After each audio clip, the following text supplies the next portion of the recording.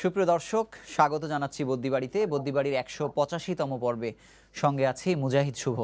আজ আমরা কথা বলবো করোনায় শিশুদের বিরল রোগ নিয়ে। এ বিষয়ে কথা বলতে আমাদের সাথে যুক্ত হয়েছেন স্বনামধন্য তিনজন চিকিৎসক। চলুন শুরুতে তাদের সাথে আপনাদের পরিচয় করিয়ে দিই। আমাদের সঙ্গে আছেন অধ্যাপক ডাক্তার নুরুন্নাহার ফাতেমা, শিশু হৃদরোগ বিশেষজ্ঞ। আরও আছেন অধ্যাপক ডাক্তার সাইদা আনোয়ার, বিভাগীয় প্রধান শিশু বিভাগ, ঢাকা মেডিকেল কলেজ হাসপাতাল। এবং আরও আছেন শিশু হাসপাতালের paediatric critical care nephrology and dialysis বিভাগের অধ্যাপক ডাক্তার শিরিন আফরোজ। আপনাদের তিনজনকে আমাদের সঙ্গে যুক্ত হওয়ার জন্য আন্তরিকভাবে অভিনন্দন জানাচ্ছি। দর্শক, আমরা করোনার এই সময়ে করোনার বিভিন্ন বিষয় নিয়ে আমরা দীর্ঘদিন থেকে আলোচনা করছি, কিন্তু আমরা এপ্রিল মাসে এসে শুনলাম বিশ্বব্যাপী, অর্থাৎ প্রথমে যুক্তরাজ্য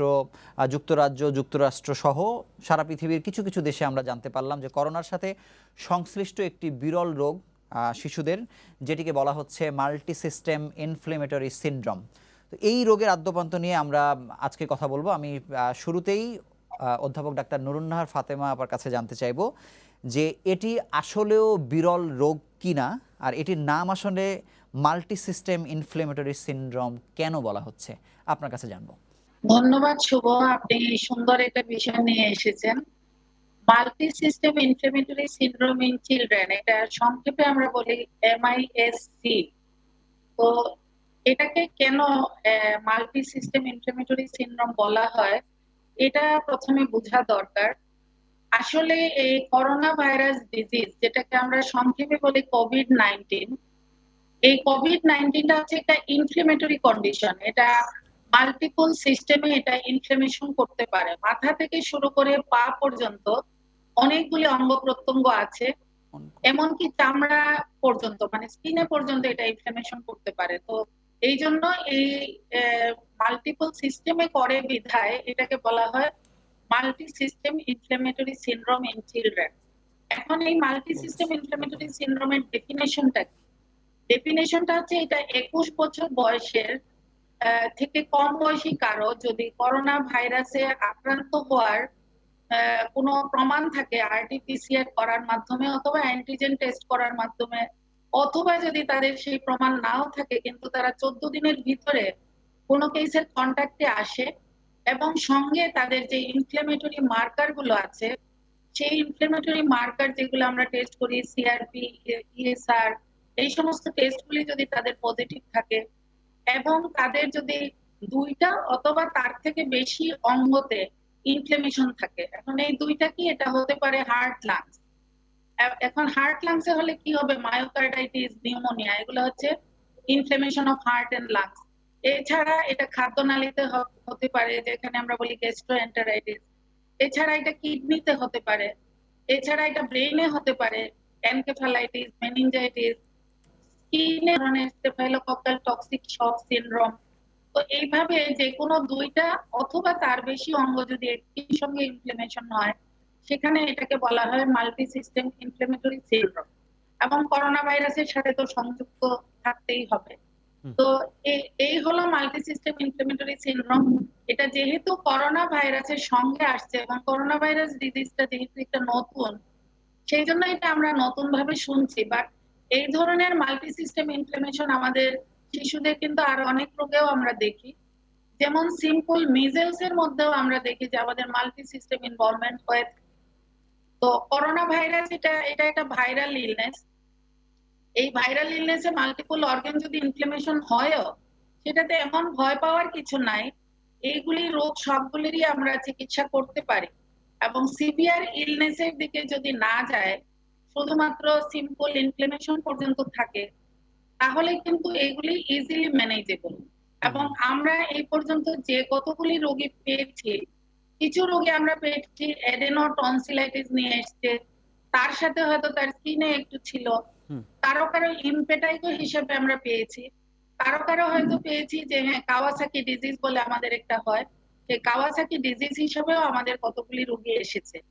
তো এইভাবে কিন্তু আমার হাতে যতগুলি রোগী আমি চিকিৎসা করেছি, কোনো রোগী কিন্তু খারাপ হয় নাই। কাওয়াসাকি ডিজিজ গুলো যেগুলা করোনা ভাইরাস পজিটিভ ছিল, তাদেরকে আমরা ওয়ার্ডের মধ্যেই চিকিৎসা দিয়ে ভালো করে ফেলেছি। কোনো আইসিইউ কেয়ারও তাদেরকে দিতে হয় নাই। সুতরাং মাল্টি সিস্টেম ইনফ্লেমেটরি সিনড্রোম হলেই যে পেশেন্ট খুবই খারাপ হয়ে যাবে, পেশেন্টের একবারে আউটকাম পুয়ার, এরকম কিন্তু না। আমি যতগুলো রোগী এই পর্যন্ত দেখেছি, কোনো রোগীই খারাপ হয় নাই এবং সবাই মোটামুটি হুম, হুম, ভালো হয়ে বাড়িতে চলে হুম। গিয়েছে। তো আবার আমি এজন্য আমি আপনার কাছে এটা একটা জি, বলুন, বলুন। ভালো জানার বিষয় যে এটা রোগ আছে ঠিকই কিন্তু এটার চিকিৎসাও আছে। আচ্ছা, ধন্যবাদ। আমরা পরবর্তী প্রশ্নে ধন্যবাদ যাবার শুভ। আগে সময় টিভিতে প্রচারিত আ এই বিরল এই রোগটি নিয়ে একটি প্রতিবেদন দর্শক চলুন আমরা দেখে আসি। সম্প্রতি ঢাকা শিশু হাসপাতালে বিরল রোগ এমআইএসে আক্রান্ত হয়ে ভর্তি হয়েছে ৩টি শিশু। একজন সুস্থ হয়ে বাড়িতে ফিরলেও দুজন এখনও চিকিৎসাধীন। ১০৫-এর উপর জ্বর হচ্ছে, তার যা খাইতো সাথে সাথে বমি করে ফেলে দিত, আর প্রচুর পাতলা পায়খানা মানে ছিল। ও উঠতে পারতো না, ওর শরীরে প্রচন্ড ব্যথা ছিল, র্যাশগুলো বেড়ে যাচ্ছিল শরীরে, খাওয়া দাওয়া তো বন্ধ, কিচ্ছু খাইতো না। টানা ৫ দিন মাত্রাতিরিক্ত জ্বর, অস্বাভাবিক দুর্বলতা, পেটে ব্যথা সহ শরীরে র্যাশ উঠলে শিশুকে বাড়িতে না রাখার পরামর্শ চিকিৎসকদের। শরীরের একাধিক অঙ্গ একসঙ্গে আক্রান্ত হওয়ায় আইসিইউ সুবিধা সম্বলিত বড় হাসপাতালে শিশুকে নিয়ে আসার আহ্বান তাদের। চিকিৎসাটা যত আর্লি শুরু করব, রিকভারি তত তাড়াতাড়ি হবে। এবং মাল্টিডিসিপ্লিনারি হাসপাতাল যেগুলো, সেগুলোতে আসলে সবচেয়ে ভালো হয়, কারণ এখানে সব সাবজেক্টের ডাক্তারদের ইনভলভমেন্ট দরকার আছে। তবে ভয় পাওয়ার কিছু নাই। অনেকে হয়তো শুধু একটু জ্বর, কাশি, র্যাশ তাতেই ভয় পাচ্ছেন। যেহেতু এটা হার্টের প্রবলেমটা বেশি হয়, সেহেতু হার্টে ইকোকার্ডিও প্রপারলি করতে হবে এবং করে একদম যে শিশু কার্ডিওলজি যারা আছে তারাই সাধারণত ভালোটিকে ডিল করে। ইতোমধ্যেই ঢাকার কয়েকটি হাসপাতালে ৩০-এর বেশি শিশু শনাক্ত হলেও ১০৬ ডিগ্রি জ্বর নিয়ে ভর্তি হওয়া একটি শিশুকে সুস্থ করতে দ্বিতীয় ধাপের চিকিৎসা দিতে হয়েছে। তাই সুস্থ হয়ে শিশুরা বাড়ি ফিরলেই অভিভাবকদের নিশ্চিন্ত হবার সুযোগ নেই বলে জানিয়েছেন এই শিশু বিশেষজ্ঞ। ফলো আপ তো এই রোগের ক্ষেত্রে অসম্ভব গুরুত্বপূর্ণ। পরে জটিলতা নিয়ে প্রেজেন্ট করতে পারে, কিন্তু অনেক সময় ভেসেলগুলি অনেক সংকুচিত হয়ে যায়, রক্ত চলাচল কমে যায়। এটা হার্টেও যেমন রক্ত চলাচল কমে যেতে পারে, ব্রেনেও কমে যেতে পারে, মৃত্যুও ঘটতে পারে। তবে চলমান বাস্তবতায় এই রোগ শনাক্ত বা নিয়ন্ত্রণে আইইডিসিআর এখনো মনোযোগ দিতে পারেনি বলে জানিয়েছে প্রতিষ্ঠানটির পরিচালক।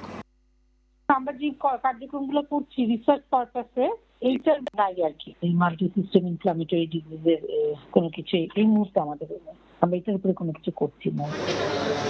বিশ্বের ন্যায় বাংলাদেশেও ২১ বছরের কম বয়সী শিশুদের মধ্যে দেখা দিচ্ছে বিরল এই রোগ। কোভিডের সাধারণ লক্ষণ শ্বাসকষ্ট বা কাশি নেই এমন শিশুদের মধ্যেও দেখা দিচ্ছে জটিলতা। তাই দ্রুত রোগ শনাক্তে সাধারণ মানুষের পাশাপাশি চিকিৎসকদের মধ্যে ব্যাপক জনসচেতনতা সৃষ্টির আহ্বান বিশেষজ্ঞদের। দর্শক, প্রতিবেদনটি দেখলেন। আমি পরবর্তী প্রশ্ন বা ডাক্তার সাইদা আনোয়ারের কাছে জানবো যে একেবারে সাধারণ লক্ষণ যেটি দেখে একজন মা নিশ্চিত হতে পারেন আসলে যে এটি আসলে এই বিরল রোগ কিনা, সেই লক্ষণগুলো আসলে কি কি? জ্বরের বিষয়টি বিশেষভাবে আপনার কাছে জানবো, অন্য লক্ষণগুলো আপনি বলবেন। ধন্যবাদ শুভ, এত সুন্দর প্রশ্ন করার জন্য। প্রথমেই আমাদের নুরনার ফাতেমা আপা বলে গেছেন যে অনেক সিস্টেমকে ইনভলভ করে এটা। যেমন এই স্পেসিফিক ফিচার্স, কিছু কিছু ফিচার্স নিয়ে আসে, যেমন কাওয়াসাকি লাইক সিমটমস নিয়ে আসে, তারপর টক্সিক শক লাইক সিমটমস নিয়ে আসে, তারপরে হচ্ছে গ্যাস্ট্রোইন্টেস্টাইনাল ট্র্যাক্টে সিমটম নিয়ে আসে, কিডনির কোনো ম্যানিফেস্টেশন নিয়ে আসবে, স্কিনের ম্যানিফেস্টেশন নিয়ে আসবে এবং হাত পা ফুলে যাবে। এইভাবে যদি আসে কোনো বাচ্চা ফিভার নিয়ে, অনেক জ্বর, হাই টেম্পারেচার, মোর দেন 5 days যদি হয়, খুব সিভিয়ার অ্যাবডোমিনাল পেইন, পুরা শরীরে হচ্ছে র্যাশ হয়ে গেছে, র্যাশের মধ্যে তারপরে হচ্ছে আপনার পেরিফেরাল হাত পা গুলি সব সোয়েলিং হয়ে গেছে, সয়েলেন, ক্র্যাকড লিপটা একদম ক্র্যাকিং, নিপল লিপ হয়ে গেছে, প্লাস হচ্ছে টাংটা হচ্ছে স্ট্রবেরি লাইক টাং হয়ে যায় অনেক সময় এই বাচ্চাদের। এবং খুব বাচ্চারা খুব রেস্টলেস থাকে, টক্সিক থাকে বাচ্চারা, এবং ওদের ব্লাড প্রেশারও কমে যেতে পারে অনেক সময়, এবং ওদের মাল্টিপল ম্যানিফেস্টেশন নিয়ে, যেমন ডায়রিয়া নিয়ে আসতে পারে, শক নিয়ে আসে, এরকম ফিচার্সগুলি নিয়ে আসে, নিউরোলজিক্যাল ম্যানিফেস্টেশনও নিয়ে আসে। তারপরে হচ্ছে আপনার কতগুলি সাইন আছে যেগুলি ইমার্জেন্সি সাইন, যেগুলি ওয়ার্নিং সাইন বলে থাকি আমরা, যেগুলি যেমন ট্রাবল ব্রিদিং ডিফিকাল্টিস হয় অনেক সময় চেস্ট পেইন হবে, অথবা কম্প্রেশন, চেস্টে প্রেশার হবে, কম্প্রেশন হবে। তারপরে হচ্ছে আপনার অনেক সময় নিউ কনফিউশন শুরু হতে পারে, যেমন বাচ্চাটা স্টে অ্যাওয়েক, তারপরে হচ্ছে লিপগুলি ব্লুইশ হয়ে যেতে পারে, সিভিয়ার অ্যাবডোমিনাল পেইন হবে, ডায়রিয়া হবে, ভমিটিং হবে, এইভাবে কিন্তু বাচ্চারা প্রেজেন্ট করতে পারে আমাদের কাছে। আচ্ছা, ধন্যবাদ। আমি ডাক্তার শিরিন আফরোজের কাছে জানবো যে ম্যাডাম যেমন বলছিলেন যে ওনার কাছে যে রোগীগুলো তিনি পেয়েছেন, ফাতেমা ম্যাডাম বলছিলেন যে তারা মোটামুটি সাধারণ খুব বেশি সমস্যার মধ্যে হয়তো পড়েনি, কিন্তু এমন কি হচ্ছে যে এই রোগ যেহেতু আমরা বেসরকারি হাসপাতালে শুনছি, শিশু হাসপাতাল, ঢাকা মেডিকেলে, আপনি যে রোগীগুলো পেয়েছেন তাদের মধ্যে কি সিভিয়ারিটি খুব বেশি ছিল কিনা, আইসিইউ প্রয়োজন আছে কিনা, সেই বিষয়টি একটু পরিষ্কার করবেন। ধন্যবাদ শুভ। আমি যেহেতু critical care nephrology and dialysis ইউনিটে কাজ করি, স্বাভাবিকভাবেই যে পেশেন্টগুলো খুব খারাপ, যাদের আইসিইউ কেয়ার দরকার হয়, তারাই আমার কাছে এসেছে। আর আমরা দেখেছি মাল্টি সিস্টেম ইনফ্ল্যামেটরি সিনড্রোম নিয়ে যে বাচ্চাগুলো এসেছে আমাদের কাছে, তারা এসেছে, আপারা যে সিমটম গুলো বললেন সেগুলো তো ছিলই, তার সঙ্গে ছিল কোনো পেশেন্টের ব্লাড প্রেশার কমে যাচ্ছিল, কোনো পেশেন্টের আপনার পেট ব্যথা, বমি, তার জন্য তার কিডনি ফেইলিওর বা পোস্টআপ কমে যাচ্ছিল, যেটা আমরা কিডনির যে পরীক্ষাগুলো, বায়োকেমিক্যাল টেস্ট, ক্রিয়াটিনিন এবং আদার্স, ইলেকট্রোলাইট, লবণের তারতম্য ছিল এগুলো কিন্তু, এবং হার্টের ইনভলভমেন্ট ছিল, এগুলো কিন্তু, হাত পা ফুলে যাচ্ছিল, লিভার স্প্লিন বড় হয়ে যাচ্ছিল, এবং বায়োকেমিক্যাল আদার ফিচার গুলো ছিল যেগুলো তাদেরকে আইসিইউতে পাঠানোর অন্যতম কারণ ছিল। আইসিইউতে আমরা যে বিভিন্ন আমরা একটা লিটারেচার পড়ছিলাম, বেশ কিছু লিটারেচার পড়ছিলাম, তারা লিখেছে যে আইসিইউতে কত পার্সেন্ট যেতে হয়েছে। তো আমি দেখলাম যে আমরা গ্রেট অরমন্ড স্ট্রিট ইউকের একটা হাসপাতালের স্টাডিতে দেখিয়েছে তাদের আইসিইউতে যেতে হয়েছে 93%, এবং এই যে কোভিড রিলেটেড শক এবং কমপ্লিকেশন নিয়ে যে বাচ্চাগুলো আইসিইউতে গিয়েছে, এদের মধ্যে আপনার 93% একেআই ডেভেলপ করছে, এবং এদের মধ্যে মাল্টি সিস্টেম ইনফ্ল্যামেটরি সিনড্রোম যাদের ছিল তাদের 72% কিন্তু রেনাল ফেইলিওর বা কিডনি ফেইলিওর ডেভেলপ করেছে। এই বাচ্চাগুলোর কিডনি ফেইলিওর ছাড়াও কিডনির যে আদার্স যে কমপ্লিকেশন, হয়তো ইউরিনের সঙ্গে ব্লাড যাচ্ছে, হিমাচুরিয়া বলি আমরা, গ্লোমেরুলোনেফ্রাইটিস নিয়ে আসে, এবং আদার কমপ্লিকেশন, অ্যাকিউট টিউবুলার নেক্রোসিস হয়তো ভিতরে হয়েছে, তার জন্য প্রস্রাবের সাথে প্রোটিন যায়, রক্ত যায়, এবং আদার বায়োকেমিক্যাল অ্যাবনরমালিটি হয়, যার জন্য পেশেন্টের আমরা কিডনি ফেইলিওর এবং আদার কমপ্লিকেশন পেয়ে থাকি। এবং এই কারণেই তারা কিন্তু আইসিইউতে আসছে। হার্ট এবং কিডনির জটিলতা, লিভারের জটিলতা, এই তিনটা কারণ মেইনলি। তার সঙ্গে তো লাংসের জটিলতা আছে, যার জন্য শ্বাসকষ্ট হয়, হয়তো ভেন্টিলেটর সাপোর্ট বা অক্সিজেন সাপোর্ট লাগে, সেই জন্য। আচ্ছা, ধন্যবাদ। আমি ডাক্তার নুরুন্নাহার ফাতেমা আপনার কাছে জানবো যে রোগীর কন্ডিশন আসলে যেরকমই হোক না কেন, একটি কথা বলা হচ্ছে যে খুব দ্রুততম সময়ের মধ্যে চিকিৎসা শুরু করতে হবে, কেউ কেউ বলছেন 72 ঘন্টা অথবা 48 ঘন্টা, কিন্তু সরেজমিনে আমরা প্রতিবেদন করতে গিয়ে দেখেছি যে একজন রোগী তিনি 6 দিন পরে হাসপাতাল পর্যন্ত পৌঁছতে পেরেছেন। এটি দ্রুত চিকিৎসা শুরু করার গুরুত্বটা কোথায়, কতদিন পর্যন্ত আসলে না করতে পারলেও রোগীকে আসলে সেভ করা সম্ভব, টাইমিং এর বিষয়টা আপনার কাছে একটু জানবো। হ্যাঁ, সময়টা আসলে খুবই গুরুত্বপূর্ণ। কারণ হচ্ছে যে আমরা যদি মনে করি যে এই পেশেন্টের হার্টের ইনভলভমেন্ট আছে, কাওয়াসাকি ডিজিজটা আছে, তাহলে কিন্তু আমাদেরকে খুব তাড়াতাড়ি তাকে চিকিৎসাটা শুরু করতে হয়। একটা ঔষধ আছে যেটাকে আমরা বলি ইন্ট্রাভেনাস ইমিউনোগ্লোবুলিন বা আইভিআইজি। এই মেডিসিনটা যত তাড়াতাড়ি দেওয়া যায় তত কিন্তু করোনারি আর্টারি ইনভলভমেন্টটা প্রিভেন্ট করে। এখন আমরা যদি এটাকে লেটে দেই তাহলে দেখা যায় যে করোনারি আর্টারি অলরেডি ইনভলভ হয়ে যায়, তখন আর এই মেডিসিনটা দিয়ে কোনো কাজ হয় না। তো সেই ক্ষেত্রে কাওয়াসাকি ডিজিজের ক্ষেত্রে টাইমিংটা খুবই ইম্পর্টেন্ট। আমাকে একেবারে একিউট স্টেজে চিকিৎসাটা শুরু করতে হবে। আর এর ছাড়াও অন্যান্য অর্গানের ব্যাপারে, যেমন যদি কোনো পেশেন্টের যদি একিউট কিডনি ইনজুরি হয়ে যায়, এখন সেখানে বসে থাকলে কি হবে? বসে থাকলে তো সে একবারে ফ্র্যাঙ্ক রেনাল ফেইলিওরে চলে গেল। তো সেই ক্ষেত্রে যদি আমরা তাড়াতাড়ি চিকিৎসাটা করতে পারি তাহলে তার কিডনিটাকে সেভ করা যায়, এবং রিভার্সিবল স্টেজে থাকতে তাকে ট্রিটমেন্ট শুরু করে দিলে ইজিলি আমরা তার ট্রিটমেন্টের রিটার্নটা পেতে পারি। আর ডায়রিয়া, ভমিটিং যেগুলি হয় সেগুলিতে আমরা যদি ইমিডিয়েটলি তাকে ফ্লুইড ম্যানেজমেন্ট দেই তাহলে কিন্তু সে এটা থেকে আর কোনো কমপ্লিকেশন ডেভেলপ করে না। আর যদি আমরা না দেই সেই ক্ষেত্রে হবে কি, এই পেশেন্টটাই আলটিমেটলি রেনাল ফেইলিওর ডেভেলপ করে যায়, দেখা যায় তার ভলিউম লস হয়ে যাচ্ছে, এবং টক্সিক শকে যারা চলে যায়, যদি দেখা যায় সাথে সাথে তারা শকেও চলে যাচ্ছে, তাহলে তো তার আরো বেশি, তাহলে তখন অর্গান পারফিউশন গুলো কমে যায় এবং সেইখান থেকে তারা মাল্টি অর্গান ফেলিওরে চলে যেতে পারে। এখন একবার যদি এই পেশেন্ট এমওএস এ চলে যায়, মাল্টি অর্গান ফেলিওরে চলে যায়, তখন সেই পেশেন্টটাকে কিন্তু ফিরায় নিয়ে আসাটা এটা খুবই ডিফিকাল্ট।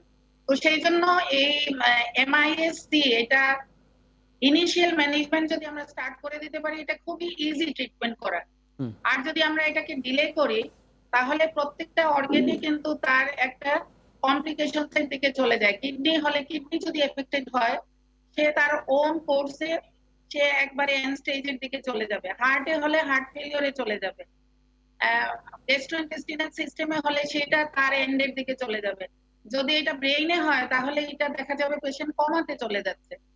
তো যে কোনো অর্গানে ইনভলভ হোক না কেন, আমরা যদি আর্লিয়েস্ট মোমেন্টে তার ট্রিটমেন্টটা শুরু করতে পারি, then will be able to prevent complication. তাহলে আমরা পেশেন্টটাকে ঠিকমতো মানে দেখা যাবে যে কুইক তার রিকভারি হবে এবং তাকে আমরা সহজেই তাকে ডিসচার্জ করতে পারবো। অসংখ্য ধন্যবাদ ডাক্তার সাইদা আনোয়ার। আপনার কাছে জানবো যে এই রোগের মৃত্যুহার নিয়ে এখন পর্যন্ত ইন্টারন্যাশনাল কোনো জার্নালে এরকম কোনো তথ্য পাওয়া গেছে কিনা, এবং একই সঙ্গে জানবো যেহেতু আপনি বাংলাদেশের সবথেকে বড় হাসপাতালে শিশু বিভাগের প্রধান, আপনার ওখানে কেমন সংখ্যক রোগীদের আসলে উপস্থিতি আপনি দেখেছেন এবং তাদের কন্ডিশন কেমন ছিল, তাদের আইসিইউ লেগেছে কিনা, একটু পর্যবেক্ষণ আপনার কাছে জানবো। ধন্যবাদ শুভ। আমাদের আসলে হসপিটালে এই পর্যন্ত 10ই মে থেকে আমরা চাইল্ড করোনা ইউনিট শুরু করেছি। এর মধ্যে যে পেশেন্টগুলি এসছে, এই ইদানিং যে পেশেন্টগুলি আসছে, আসলে এটা আসলে একটু বেশি আসছে, যে মাল্টি সিস্টেম ইনফ্ল্যামেটরি সিনড্রোমগুলি ইন চিলড্রেন। এটা হচ্ছে আমরা 22টার মতন পেশেন্ট আমরা পেয়েছি এবং প্রত্যেকটা পেশেন্টই আমরা ইনিশিয়ালি ট্রিটমেন্ট করেছি, চিকিৎসা করেছি, কিন্তু ম্যাক্সিমামই ভালো হয়ে গেছে। কোনো পেশেন্টই আমাদের এখানে ক্যাজুয়ালিটি হয়নি মাল্টি সিস্টেম ইনফ্ল্যামেটরি সিনড্রোমের। কিন্তু বিশ্বে বলা হয় 1 to 2% চিলড্রেন মর্টালিটি রেট আছে, মর্টালিটি হয়।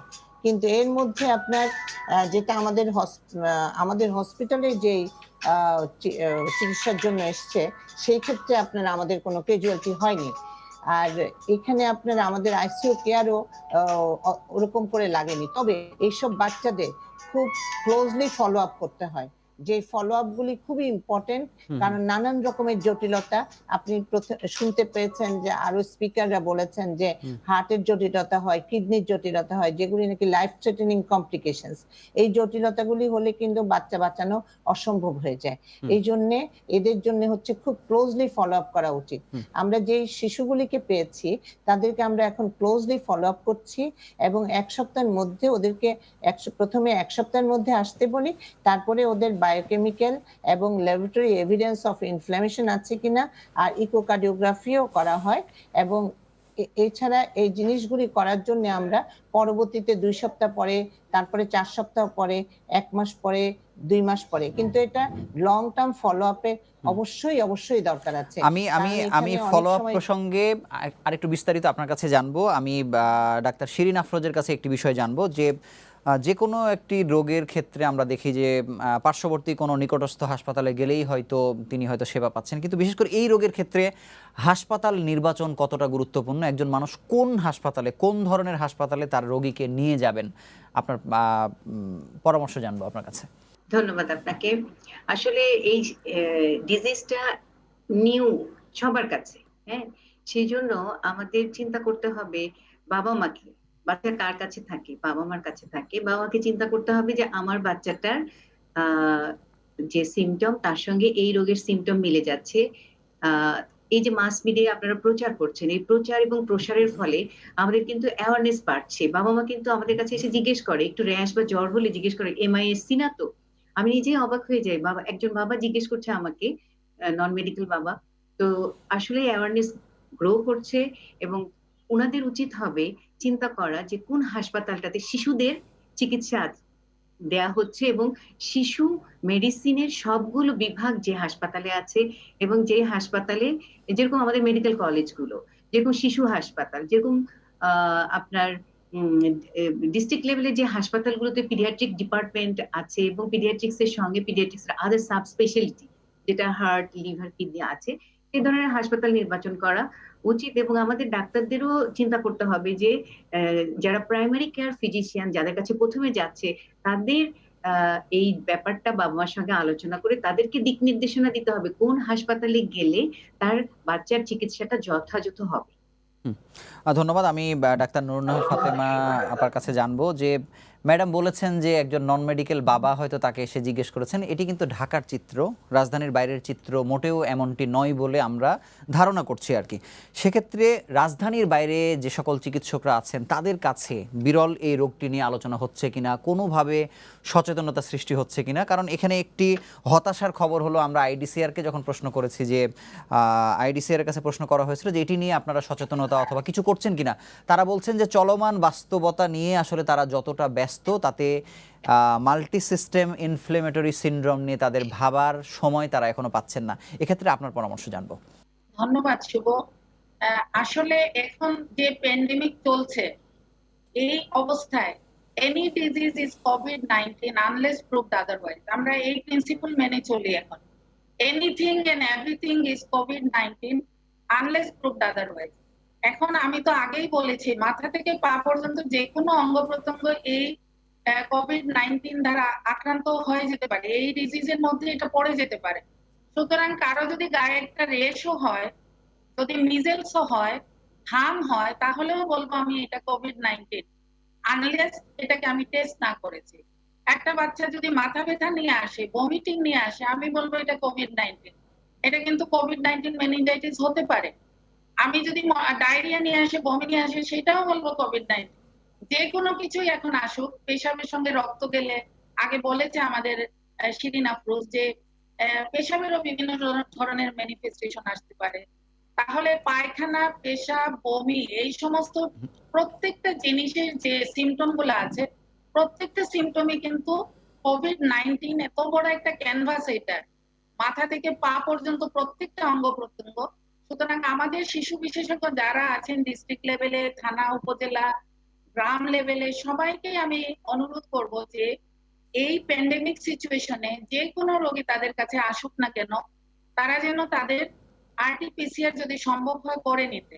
কারণ আমরা সিম্পল একটা, হয়তো দেখা যাচ্ছে আমরা একটা পেশেন্টকে এনজিওগ্রাম করছি কেথ ল্যাবে কাজ করার জন্য, তারপরে আমি করছি কি যে 3 দিন পরে আরেকটা ফলো আপ করছি যে আরেকটা টেস্ট করো, দেখা যাচ্ছে সেই রোগীগুলো পজিটিভ হয়ে যাচ্ছে। কোথা থেকে পজিটিভ হচ্ছে এটা কিন্তু আমরা বুঝতেই পারছি না, কিন্তু তারা দেখা যাচ্ছে আমরা এত প্রিকশন নিয়ে, এত এসেপটিক মেজার নিয়ে আমরা নিজেরা কাজ করলাম, রোগীটাকে এত এসেপটিক ভাবে ম্যানেজ করলাম, তারপরে যখন পোস্ট অপারেটিভ ডে 3 তে আমরা রিপিট করছি, আমাদের দেখা যাচ্ছে যে 5% পেশেন্ট পজিটিভ চলে আসছে। তো এরা কোথা থেকে আসছে? আসলে তো করোনা ভাইরাসটা এটা এত একটা নটোরিয়াস ভাইরাস, এটা একটা স্টিকি টাইপের ভাইরাস। আপনি যদি কোথাও চিনি ফেলেন, দেখবেন যে আপনি যতই মুছেন চিনিটাকে আপনি সরাতে পারবেন। তো এটা একটা স্টিকি ভাইরাস, এটা যেখানে লাগে সেই জায়গার মধ্যে কিন্তু লেগে থাকে, এটা কিন্তু ইয়ে করা যায় না। তো এখন এটা তো আমরা চোখে দেখি না, এটা এত একটা মাইক্রোস্কোপিক, কোথার মধ্যে লেগে থাকে, কিভাবে ছড়ায় যায়। এবং বাচ্চাদের সবচেয়ে মারাত্মক যেটা হচ্ছে, এদের মধ্যে সক্রিয়ভাবে কোনো সাইন সিমটম দেখা যায় না, তারা কিন্তু ক্যারিয়ার হিসাবে কাজ করে। এটা হচ্ছে আরেকটা মারাত্মক বিষয়, যে এই শিশুটির মধ্যে যখন এই ভাইরাসটি থাকে, সে নিজের ক্যারিয়ার হিসাবে বেশিরভাগ বাচ্চা কিন্তু থেকে যাচ্ছে। আমাদের হাসপাতালে যত পেশেন্ট ভর্তি হয়, এভরিডে আমাদের অনেকগুলো পেশেন্ট থাকে, কিন্তু বেশিরভাগই দেখা যাচ্ছে খুবই মাইল্ড সিমটম। এরা ইনফ্লুয়েঞ্জা লাইক ইলনেস আমরা বলি যে ফার্স্ট স্টেজে যেটা হয়, এই রকমেরই বেশিরভাগ। খুব কম আছে যে এর থেকে একটু বেশি, যেটা মডারেট ইলনেস, নিউমোনিয়া, এটাতে খুবই কম পেশেন্ট যায়। নেক্সট যেটা সিভিয়ার নিউমোনিয়া এবং শক, এটাতে আরো কম যায়। আর ক্রিটিক্যাল ইলনেস যেটা সেপটিক শক হয় একদম, এআরডিএস, এই ধরনের রোগী তো খুবই কম বাচ্চাদের মধ্যে। আর মাল্টি সিস্টেম ইনফ্লেমেটরি সিনড্রোমের মধ্যে কিন্তু এটাও মাইল্ড থেকে শুরু করে এটা severe form. Multi system inflammatory syndrome মানেই না যে হ্যাঁ এটা খুবই খারাপ, এটাও কিন্তু মাইল্ড থেকে একদম সিভিয়ার ফর্মে যেতে পারে, ক্রিটিক্যাল ইলনেসে যেতে পারে। এখন যদি কোনো শিশু বিশেষজ্ঞ প্রথমেই বুঝে ফেলে যে না এটা হতে পারে, এবং তার যদি সেইভাবে ম্যানেজমেন্ট করে, এমনকি গ্রাম লেভেলে, থানা লেভেলে এদের তেমন কোনো ওষুধ কিন্তু লাগে না প্রথম দিকে। জি। আর যদি কাওয়াসাকি ডিজিজটা আমরা চিন্তা করি, সেই ক্ষেত্রে হয়তো আমরা আইভিআইজি বা মিথাইল প্রেডনিসোলোন যে ওষুধগুলি হয়তো নরমালি সব জায়গায় এটা পাওয়া যায় না। এটা হয়তো ঢাকাতেই বেশি পাওয়া যায়। অন্যান্য জায়গায় এই ওষুধগুলা দুষ্প্রাপ্য। সেই ক্ষেত্রে হয়তো অন্যান্য জায়গায় চিকিৎসা করাটা একটু কঠিন। তারপরেও যদি না পেয়ে থাকে নরমাল অন্যান্য স্টেরয়েড যে ওষুধগুলি আছে, ডেক্সামেথাসোন, হাইড্রোকোর্টিসন এগুলি দিয়েও চিকিৎসা করা যায়। তো আমি আমাদের শিশু বিশেষজ্ঞ ভাই বোনদেরকে অনুরোধ করব, এই প্যান্ডেমিক সিচুয়েশনে তাদের কাছে যে কোনো রোগী আসুক না কেন তারা প্রথমেই ধরে নিবে এটা কোভিড-19 আনলেস সে প্রুভ করতে পারছে যে না এটা কোভিড-19 না। সুতরাং এইভাবে যদি আমরা চিন্তা করি তাহলে আমাদের লস করার কিছু নাই, আমরা নিজেরাও প্রোটেকশন নিব। জি, আমি আপনার উত্তর পেয়েছি। আমি ডাক্তার সায়েদা আনোয়ারের কাছে জানতে চাইবো যে আপনি ফলো আপ নিয়ে বলছিলেন যে এখন পর্যন্ত বাংলাদেশে যতজন আক্রান্ত হয়েছে আমরা এর মধ্যে একটি শিশুর ক্ষেত্রে শুধুমাত্র শুনেছি, যেটি বাংলাদেশের একটি বেসরকারি হাসপাতালে, যাকে দ্বিতীয়বার ফলো আপের প্রয়োজন হয়েছে। তো অনেক রোগীরা হয়তো আসছেন, সুস্থ হলেন, বাড়ি ফিরে গেলেন। ফলো আপটা কতটা গুরুত্বপূর্ণ, এই ফলো আপে কতদিন পর্যন্ত তারা থাকবেন, এই বিষয়ে আপনি আপনার কাছে পরামর্শ জানতে চাইবো। ধন্যবাদ শুভ। আমি বলতে চাচ্ছি যে এখানে আসলে ফলো আপটা খুব ইম্পর্টেন্ট, কারণ এখানে হচ্ছে কাওয়াসাকি লাইক সিমটমস যদি নিয়ে আসে, টক্সিক শক লাইক সিমটমস যদি নিয়ে আসে, সেই ক্ষেত্রে কিন্তু বিশেষ করে কাওয়াসাকি লাইক সিমটমস যদি নিয়ে আসে হার্টে ইনভলভমেন্টের প্রবণতাটা বেশি বেড়ে যায়, এবং টক্সিক শক লাইক সিমটমস যদি নিয়ে আসে রেনাল ইনভলভমেন্ট বেশি হয়। এছাড়াও কাওয়াসাকি তো রেনাল ইনভলভমেন্ট হয়, সবই ভাস্কুলাইটিস। এই জন্য কিন্তু খুব ক্লোজ ফলো আপের দরকার আছে। এখন ফলো আপ করার উদ্দেশ্য হচ্ছে কোনো লাইফ থ্রেটেনিং কমপ্লিকেশনস ডেভেলপ না করে। এই ক্ষেত্রে হচ্ছে আপা যে বললেন ইকোকার্ডিওগ্রাফিটা টাইম টু টাইম করতে হবে সময় মতন, আর হচ্ছে আপনার রেনাল ফলো আপ, কিডনির ফলো আপটা দেখতে হবে। এছাড়াও আপনার লাংসে যদি কোনো প্রবলেম থাকে সেক্ষেত্রে নিউমোনিয়া নিয়েও বাচ্চারা আসতে পারে, কারণ মাল্টিপল অর্গান ইনভলভমেন্ট নিয়ে আসে এখানে, যে কোনো 2টা অথবা তার অধিক অর্গান ইনভলভমেন্ট হয় এখানে। কারণ সিডিসি আটলান্টা 21 একটা অ্যাডভাইজারি ইস্যু করেছে, অ্যাডভাইজারি প্রোফাইল কেস ডেফিনিশন। সেখানে বলা হয়েছে যে 21 বছরের নিচে এবং যে কোনো এবং ল্যাবরেটরি এভিডেন্স অফ ইনফ্লামেশন থাকতে হবে, আর যে কোনো 2টা অর্গান ইনভলভমেন্ট থাকতে হবে, অ্যাটলিস্ট 2 অর্গান ইনভলভমেন্ট থাকতে হবে। তাহলে এটা হচ্ছে মাল্টিসিস্টেম, প্লাস হচ্ছে আরটিপিসিআর পজিটিভ আর অ্যান্টিজেন পজিটিভ থাকতে হবে। তো এখন আরটিপিসিআর যদি নেগেটিভও থাকে, আপা যে বলেছেন যদি সাসপেক্টেড কেস হয় তাহলে আমরা কিন্তু ওইভাবেই চিকিৎসা করতে হবে কোভিড হিসেবে এবং কোভিডের কমপ্লিকেশন হিসেবে। এটা 4 উইকস প্রায় টু সিমটমস আসে। এখানে ফলো আপটা খুবই জরুরি, এই জন্যে যে যেন জটিলতা, লং টার্ম জটিলতাটা যেন প্রিভেন্ট করা যায়, বাচ্চাগুলির মর্টালিটি যাতে কমানো যায়। অসংখ্য ধন্যবাদ। ডাক্তার শিরিন আফরোজ, আপনার কাছে জানবো যে প্রত্যেকটি রোগেরই আসলে, প্রত্যেকটি রোগের না, কিছু কিছু রোগের অন্তত দীর্ঘমেয়াদী জটিলতা থাকে এবং এটিতে দীর্ঘমেয়াদী জটিলতা হতে পারে, এই ধরনের আভাসই আমরা আসলে চিকিৎসকদের কথায় পাচ্ছি। কি ধরনের সমস্যা হতে পারে বড় ধরনের দীর্ঘমেয়াদে, আপনার কাছে জানবো। অবশ্যই এই ভাইরাসটা, যেহেতু আপা বলেছে যে স্টিকি ভাইরাস, নোটোরিয়াস ভাইরাস, এই ভাইরাসটা কিন্তু এটা লেগে থাকে। তো আপনারা দেখছেন যে কোভিড-19 ইনফেকশনের প্রায় 2 থেকে 4 সপ্তাহ পরে এই multi system inflammatory syndrome in children develop করে।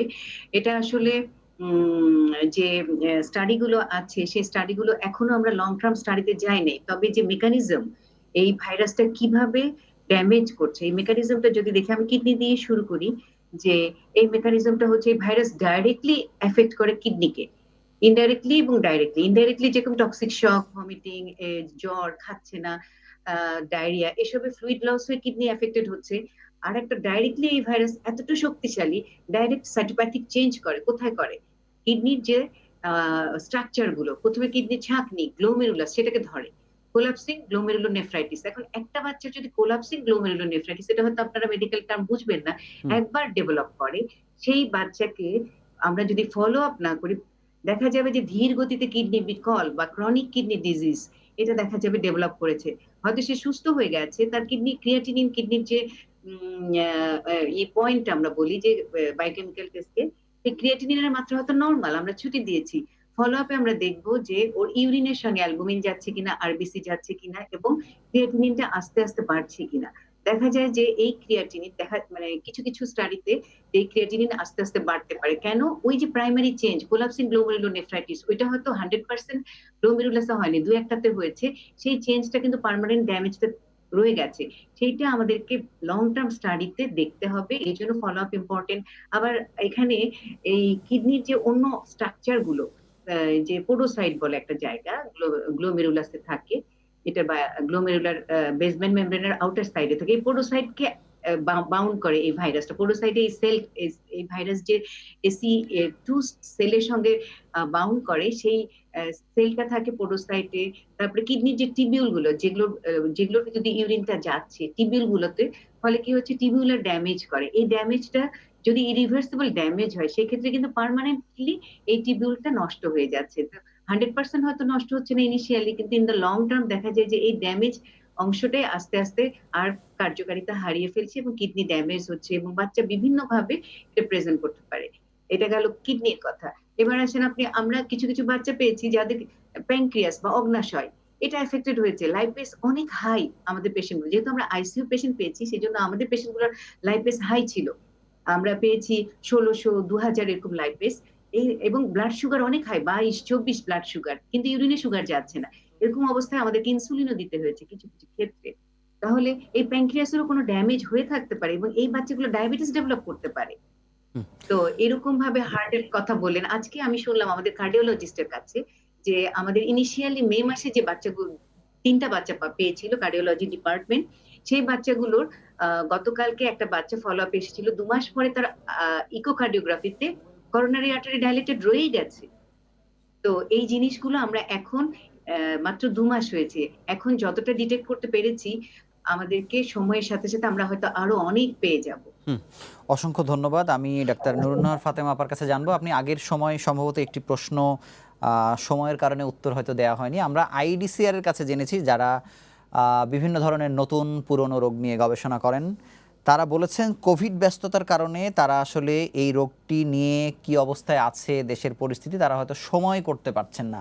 কিন্তু আসলে স্বাস্থ্য অধিদপ্তর বলি, আইডিসিআর বলি কিংবা স্বাস্থ্য মন্ত্রণালয় বলি, এটা নিয়ে আসলে ভাবার সময় এসেছে কিনা, সরকারিভাবে আসলে এটাকে বা গাইডলাইনের মাধ্যমে সাধারণ মানুষের নাগালের মধ্যে পৌঁছে দেয়া, রোগী আসলে এই ধরনের আরও বেশি ডিটেক্ট করা যায় কিনা, আপনার পরামর্শ জানবো।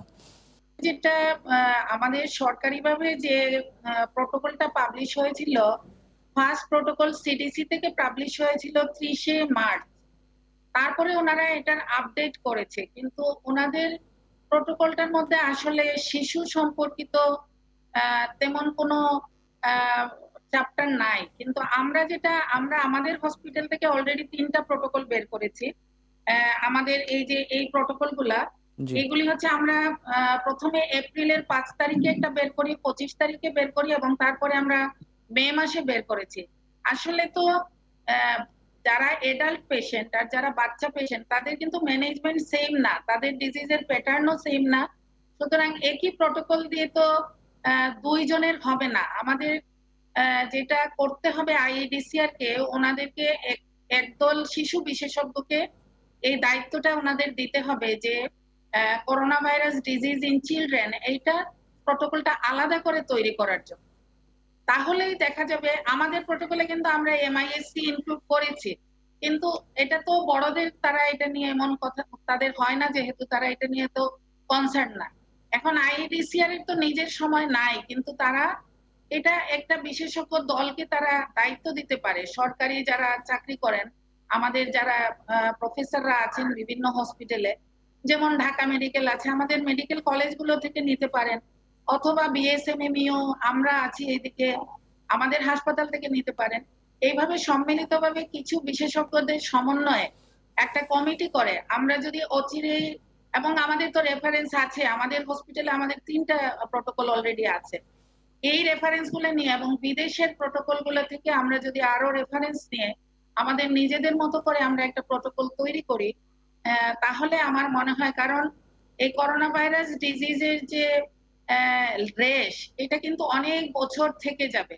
এই যে করোনারি আর্টারি ইনভলভমেন্ট গুলো আমরা পাচ্ছি, এই করোনারি আর্টারিগুলি কতদিনে ঠিক হবে এটার কিন্তু কোনো ঠিক নাই। এটা 6 মাস যেতে পারে, 5 বছর যেতে পারে। অনেকের করোনারি আর্টারিতে এনোরিজমাল ডাইলেটেশন হয়ে গেছে, বড় বড় গোটা গোটা হয়ে ফুলে গেছে করোনারি আর্টারি, সেগুলি তো অনেক সময় লাগবে এবং সেগুলির ভিতরে রক্ত জমাট বেঁধে এইটাই একমাত্র শিশুদের রোগ, যেটাতে শিশুদের হার্ট অ্যাটাক হয়। কিভাবে হার্ট অ্যাটাক হয়? এই যে ফুলে গেছে বিভিন্ন জায়গায় জায়গায় করোনারি আর্টারি, সেইখানে ব্লাড গুলা স্টেসিস হয়ে যায়, ব্লাড গুলা চলাচল করতে পারে না, সেই রক্ত চলাচল না হতে পেরে সেই জায়গায় থ্রম্বাস ফর্মেশন হয় এবং সেখান থেকে একদম বড়দের মতো হার্ট অ্যাটাক হয়ে যায়। সুতরাং একটা মাত্র শিশুদের রোগ যেটাতে হার্ট অ্যাটাক হয় সেটা হচ্ছে কাওয়াসাকি ডিজিজ, যেটা এই কোভিড-19 এর MIS-C তে কাওয়াসাকি ডিজিজটা একটা পার্ট। তো সেখানে এই রোগ হয়ে গেলে তাকে যদি আমি ক্লোজলি ফলো আপ না করি, আমাদের যদি কোনো গাইডলাইন না থাকে যে কতদিন পর পর ফলো আপে আসবে, আমি কত বছর পর্যন্ত ফলো আপ করবো, এমনকি এই সমস্ত বাচ্চাগুলি যখন বড় হবে, অ্যাডাল্ট হবে, তখনও কিন্তু তাদের এই এই কাওয়াসাকি ডিজিজের পদচিহ্ন তার করোনারি আর্টারিতে থেকে যেতে পারে। আমরা এখনো অনেক অ্যাডাল্ট রোগী পাই যাদের করোনারি এনজিওগ্রাম করলে দেখা যায় যে বিডেড অ্যাপিয়ারেন্স থাকে, কিছুক্ষণ পর পর বিচি বিচি বিচি বিচি এরকম করে লোকালাইজ ডাইলেটেশন থাকে through out the course of coronary artery. তখন আমাদের সাথে ডিসকাস করে আমাদের অ্যাডাল্ট কলিগ যারা আছেন ওনারা, এবং আমরা বলি যে এই পেশেন্টের ছোটবেলা কাওয়াসাকি ডিজিজ হয়েছিল, সুতরাং কাওয়াসাকি ডিজিজ এটা কোনোই অবহেলা করার বিষয় না। এটা কারো কারো জন্য অ্যাডাল্ট করোনারি আর্টারি ডিজিজ হওয়া পর্যন্তই থাকবে। সুতরাং এটা একটা দিক আছে। তাছাড়া যদি হার্ট ফেলিওর কারো হয়ে যায়, মায়োকার্ডাইটিস তো হয় একটা, আমরা বলছি যে inflammation of the muscle of the হার্টও হয়। এখন মায়োকার্ডাইটিস হলে পরে সেই পেশেন্ট কার্ডিওমায়োপ্যাথি ডেভেলপ করে, তার হার্টের মাংসপেশিটা পুরাই অচল হয়ে যায় এবং এই কার্ডিওমায়োপ্যাথিক 1/3 কেসে কিন্তু এটা রিভার্সেবল, ভালো হয়ে যায়। 1/3 কেসে এরা ট্রিটমেন্ট সহ সারা জীবন বাঁচে, যতদিনই বাঁচে তার চিকিৎসা চালাতে হয়। আর 1/3 পেশেন্ট হচ্ছে সম্পূর্ণ কিওর হয়ে যায়। তাহলে ওয়ান্স তার কার্ডিওমায়োপ্যাথি হয়ে গেছে, তার 1/3 কিন্তু মারা যাবে, 1/3 ভালো হয়ে যাবে, আর 1/3 কে সারা জীবনই চিকিৎসার মধ্যে থাকতে হবে। সুতরাং ফলো আপের প্রটোকল না থাকলে তো হবে না, এখানে অবশ্যই আমাদেরকে থাকতে হবে। এবং আমি মনে করি যে আমাদের সরকারি যে যারা আছে, আমাদের স্বাস্থ্য মন্ত্রণালয়ের যারা আছেন বা IEDCR এর যারা আছেন, আসলে শিশুদেরকে নিয়ে তেমন কেউ চিন্তা করে না কেন? শিশুরা তো আসলে সমাজের একটা, আমি বলবো যে অবহেলিত অংশই, কারণ তারা কোনো ইনকাম করে না, তারা কোনো গরিব মানুষের ফ্যামিলিতে তারা কোনো নিজের সমস্যাটা বলতে পারে দেখা না। যায় যে অনেক বস্তিতে তারা মনে করে, আচ্ছা একটা বাচ্চা মারা গেলে আরেকটা হবে, আমার এত টাকা খরচ করার দরকার নেই। সুতরাং শিশুরা কিন্তু, আমি জানি না আমার অন্য যারা দুইজন আছে ওরা কি বলবে, বাট আমার ব্যক্তিগত অভিজ্ঞতা থেকে আমি দেখি যে শিশুরা আসলে এখনো অনেক অবহেলিত, ওদেরকে নিয়ে আমরা তেমন একটা চিন্তা করি না, হয়তো বা সেই জন্যই আমরা এখনো চিন্তা করি নাই। তবে আমরা আশা করি যে ইনশাআল্লাহ তাদেরকে নিয়েও আমরা চিন্তা করব এবং অচিরেই আমরা তাদের জন্য একটা সেপারেট প্রটোকল তৈরি করব। অবশ্যই অসংখ্য ধন্যবাদ। এই পরামর্শগুলো শুধু আমলে নিলেই হয়। আমি ডাক্তার সায়েদা আনোয়ারের কাছে একটু জানতে চাইবো যে এখন পর্যন্ত যারা আক্রান্ত হয়েছে সেই বিষয়ে তো আপনারা বিভিন্ন ধরনের চিকিৎসা দিয়ে যাচ্ছেন, ফলো আপের বিষয়ে আপনার কাছে জেনেছি। আপনার কাছে জানবো যে কোভিডের ক্ষেত্রে শিশুরা কি কোনো ধরনের সুবিধা পাচ্ছে কিনা, আমি যদি এই বিরল রোগ থেকে একটু বের হয়ে যদি জিজ্ঞেস করি, কারণ শিশুদেরকে নিয়ে ব্যাপকভাবে আতঙ্কিত অভিভাবকরা, তাদের জন্য আসার কোনো কথা আসলে আছে কিনা আপনি আমাদের বলবেন করোনার ক্ষেত্রে। ধন্যবাদ তোমাকে শুভ এই প্রশ্নটা করার জন্য। আমি নুরনান ফাতেমা আপার সাথে একমত যে একটু অবহেলিত আছে তো অবশ্যই, কিন্তু যেহেতু কোভিড-19 ডিজিজটা প্রথমার্ধে হচ্ছে বাচ্চাদের চেয়েও কিন্তু বড়রা বেশি শিকার হচ্ছে এবং বাচ্চারা হচ্ছে নীরব শিকার। উনি আগেও বলেছেন যে বাচ্চারা কিন্তু এমনিতেই অ্যাসিম্পটোমেটিক থাকে, ক্যারিয়ার হিসেবে ট্রান্সমিট করতে পারে। এখন বাচ্চারা কিভাবে শিকার হচ্ছে? বাচ্চারা শিকার হচ্ছে বড়দের কাছ থেকে, ওরা বাড়িতে থাকছে, বড়রা বাইরে থেকে কাজ করে আসছে, তখন কিন্তু ইনফেক্টেড হয়ে যাচ্ছে। এই জন্য বাচ্চাদের জন্য যে কোভিডের আমরা প্রথম অবস্থায় যখন আমি ঢাকা মেডিকেল কলেজে কোভিড ইউনিট চালু করে ফার্স্ট, তখন আমি বলেছি যে আমার প্রথমে দেওয়া হয়েছিল যে কোভিডটা অ্যাডাল্টের সাথে বাচ্চারা থাকবে, শিশুরা থাকবে, ওতে কোনো অসুবিধা হবে না।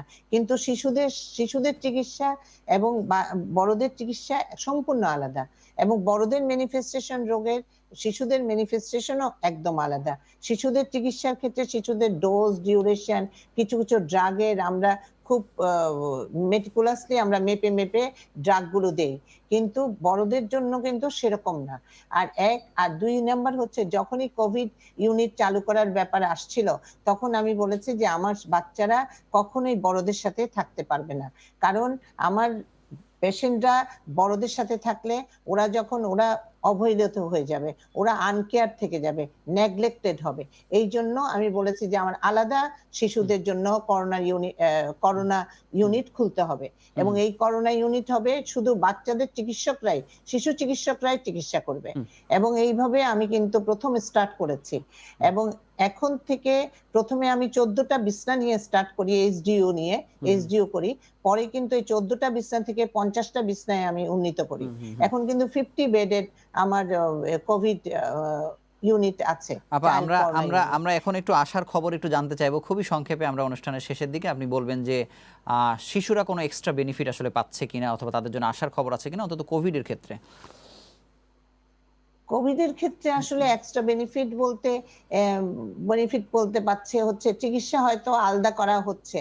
আর চিকিৎসার ক্ষেত্রে দেখেন, যখন শিশুরা কিন্তু অনেক সময় খুব সিক হয়ে যাচ্ছে, যে কোভিডের কিন্তু অ্যাসিমটোমেটিক থেকে একদম পুরা সিভিয়ার ইনফেকশন হয়ে যাচ্ছে। যে বড়দের যেমন লাং ইনফেকশন হয়, নিউমোনিয়া হয়, ইন্টারস্টিশিয়াল নিউমোনাইটিস হয়, বাচ্চাদেরও কিন্তু শিশুদের সেরকম কিন্তু স্পেশাল যেটা বলবো আমি, ঢাকা মেডিকেল কলেজে আমরা আলাদা করেছি। এখন কিন্তু অন্যান্য হসপিটালও আমার মনে হয় শিশুদের জন্য একটু স্পেশাল কেয়ার নেওয়া প্রয়োজন আছে। অন্যান্য হসপিটালেও আলাদা করে চাইল্ড করোনা ইউনিট খোলার দরকার আছে, কারণ এখানে হচ্ছে শিশুদের কিন্তু ডোজ, ডিউরেশন, ওষুধের মাপ সবকিছুই কিন্তু আলাদা। এতে কিন্তু শিশুরা যেন অবহেলিত না হয়। শিশুরা হচ্ছে আমাদের জাতির ভবিষ্যৎ। ওরা হচ্ছে আমরা কিন্তু ওদের দিকেই তাকিয়ে আছি।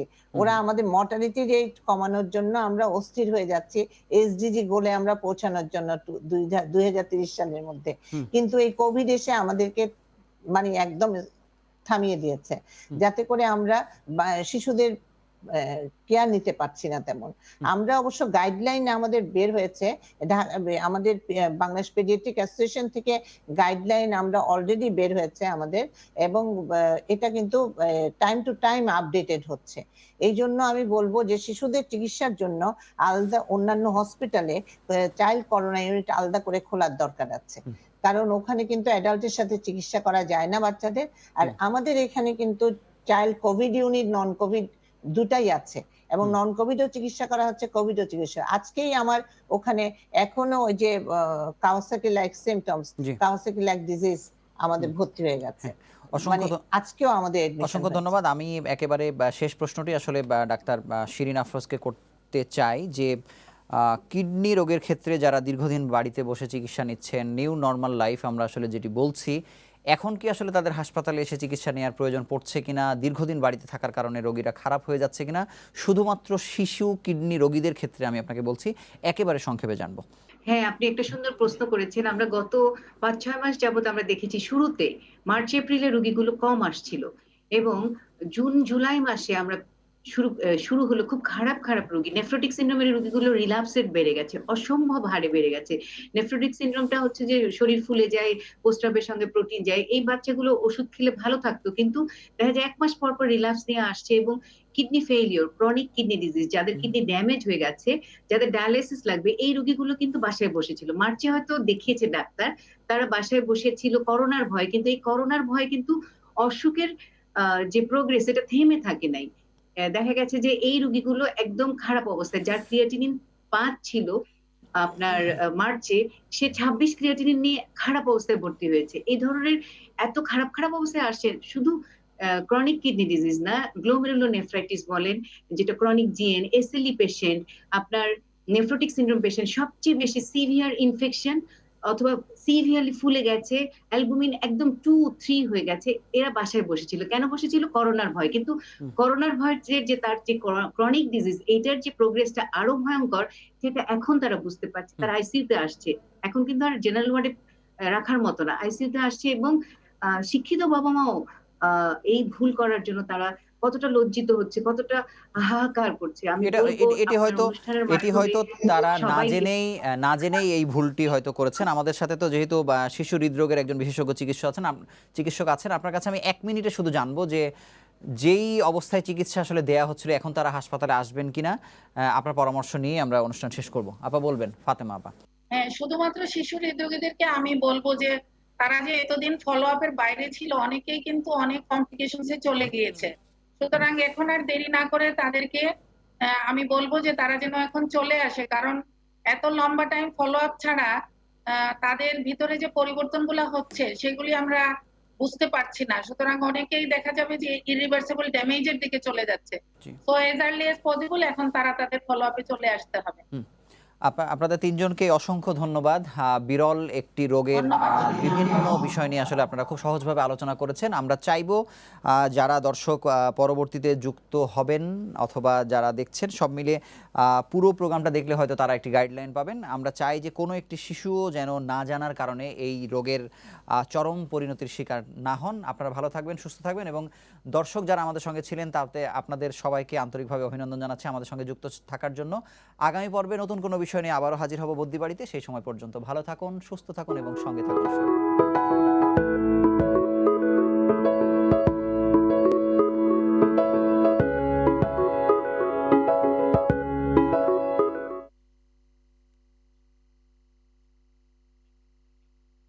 হবে